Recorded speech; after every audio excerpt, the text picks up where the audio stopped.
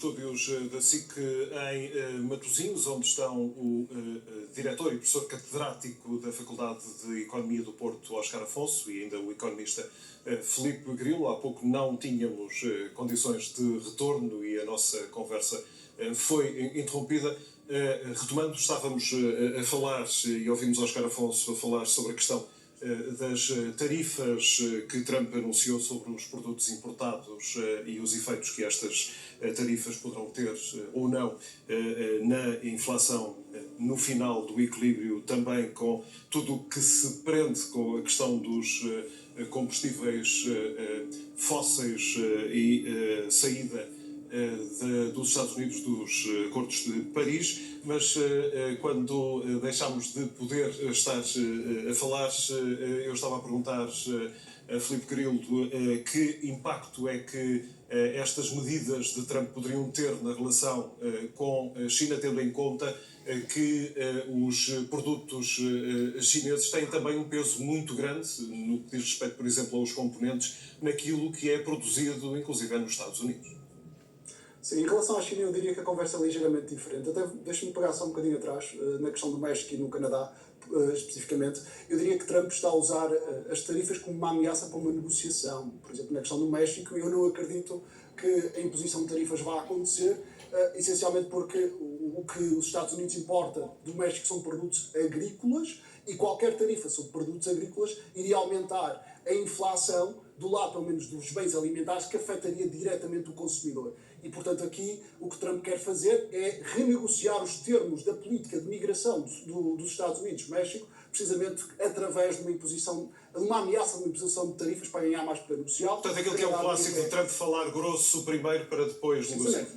Precisamente. Já no Canadá acontece a mesma coisa, eles querem renegociar alguns termos comerciais, nomeadamente, mais uma vez, a questão da agricultura e da indústria automóvel. Aqui eu diria que a indústria automóvel tem um outro grau de ameaça mais forte, porque de facto Trump, com a redução dos impostos que quer introduzir na economia americana, quer tentar pelo menos trazer alguma produção para dentro de portas e reduzir os fluxos que acontecem entre Canadá, México e Estados Unidos, porque ao longo da cadeia de produção os produtos andam para trás e para a frente nestas fronteiras, e Trump quer evitar isso colocando a produção dentro de portas. E é este tipo de lógica que eu acredito que Trump está a ter para a China. Portanto, nesta questão da China, claramente estamos a falar não só dos chips, a própria luta dos chips tem já sido muito forte ao longo dos últimos anos, nomeadamente chips para inteligência artificial. Aqui temos esta componente muito importante. Então Trump está a tentar ameaçar a China para tentar ganhar controle sobre o futuro da inteligência artificial.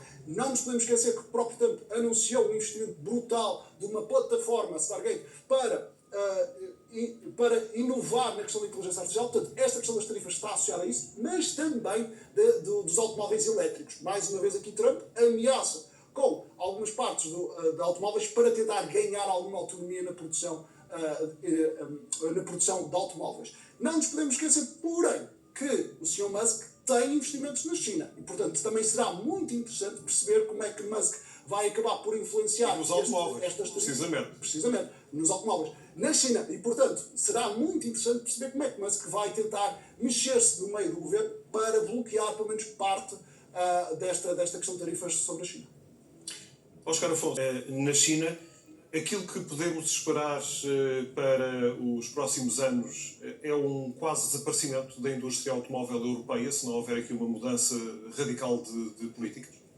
Sim, há aqui várias ameaças que eu vejo com a questão de Trump. Não nos podemos esquecer não só esta questão das tarifas chinesas, e pegando no argumento que o Oscar tinha dito na questão dos termos de troca, o que vai acontecer é que se a China tem muita dificuldade em exportar para os Estados Unidos, ele vai tentar colocar os seus carros na Europa. O que vai acontecer é que os preços dos carros chineses ainda vai baixar mais, e isto vai ser uma ameaça muito forte para a indústria europeia.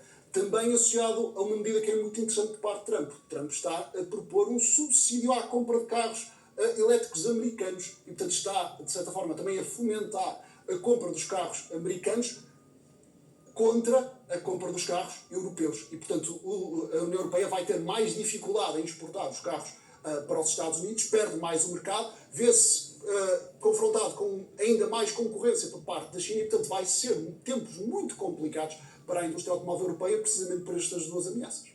Oscar Afonso, para terminarmos, e em relação a Portugal, o que é que nos diz? Uma questão em relação Sim, digo. à economia portuguesa.